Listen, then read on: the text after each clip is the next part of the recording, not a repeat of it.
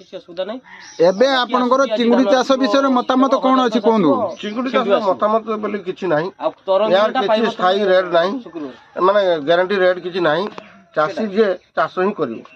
ଚାଷୀ ଚାଷ କରିବ ଯେ ଚାଷୀ ତ ବହୁତ ଦୁର୍ବଳ ଅବସ୍ଥାରେ ଅଛନ୍ତି। ସେ ଦୁର୍ବଳ ସବଳ ହେବେ, ସେଇରୁ ଦୁର୍ବଳ ହେଇଛନ୍ତି, ସେଇରୁ ସବଳ ହେବେ।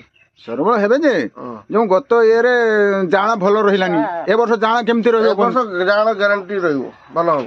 ଗ୍ୟାରେଣ୍ଟି ଆମେ ଜାଣିବୁ କେମିତି? ଆମେ ନେଟ୍ ଫେଟ୍ ଦେଖୁଛେ, ଏସବୁ ବୁଝୁଛେ, ସବୁ ପିସ୍ ନୂଆ ଆସୁଛୁ, ସେ ସିଟ୍ଟା ଭଲ ହବ।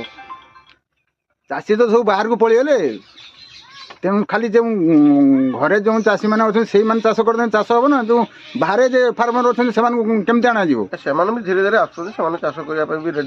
ଟିକେଟ୍ ପଇସା ଦେବେ? ହଁ, ଟିକେଟ୍ ପଇସା ଦିଆହବ, ସେମାନେ ଆସିବେ, କରିବେ, କିଛି ଅସୁବିଧା ନାହିଁ।